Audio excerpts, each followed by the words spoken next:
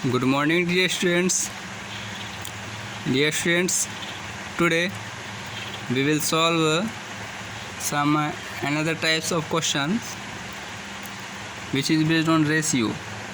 So question is, in the given figure, L parallel M and a transversal T cuts them. If angle 1 ratio angle 2 is 5/4, find the measure of each of the marked angles. देखिए 1 और 2 angles का ratio दिया हुआ है और हम लोग क्या करना है, बाकी मार्क्ड एंगल्स मतलब जितने भी एंगल्स लिखे हुए हैं सबका एंगल्स का वैल्यू निकालना है। तो ऐसे ही कुछ क्वेश्चन ऐसे भी होंगे कि आपका 2 एंगल्स का रेशियो दिया हुआ है और ऐसा ना हो जैसे कि इस क्वेश्चन में दिया हुआ है कि सारे एंगल्स का वैल्यू निकालना है।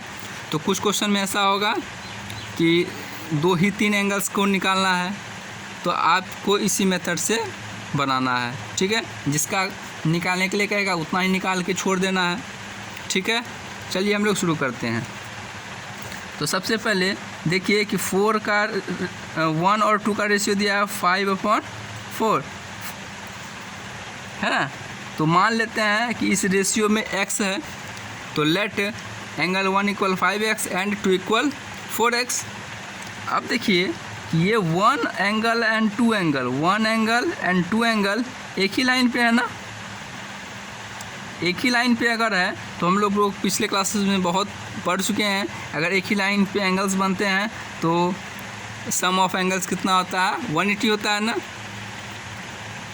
तो वो यहाँ पे 1 एंगल और 2 एंगल्स का एडिशन अगर करेंगे तो 180 होगा।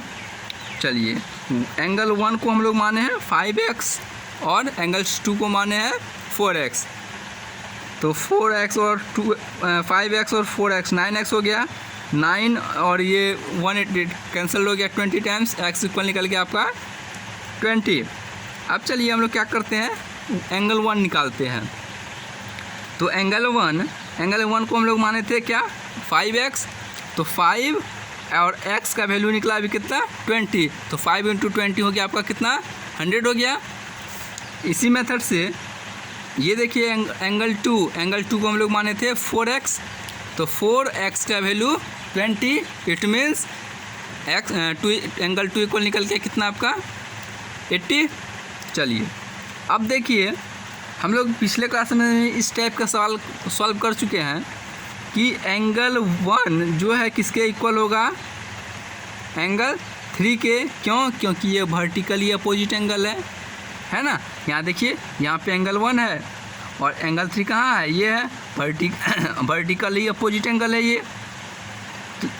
तो यहाँ पे हम लोगों ने वही लिखा है, angle 1 = angle 2 vertically opposite angle.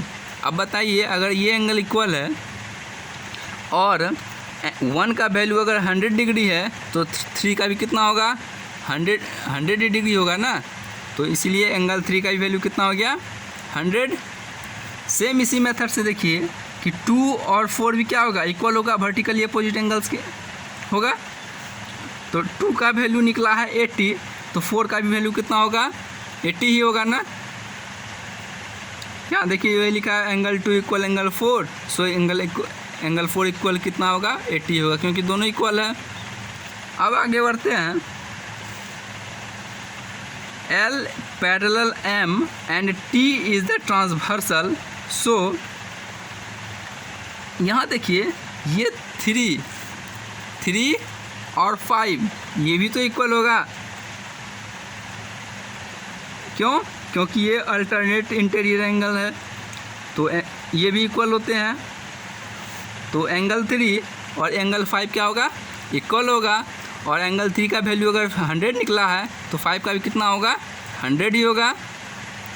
देख लीजिए यहाँ पे 5 = 100।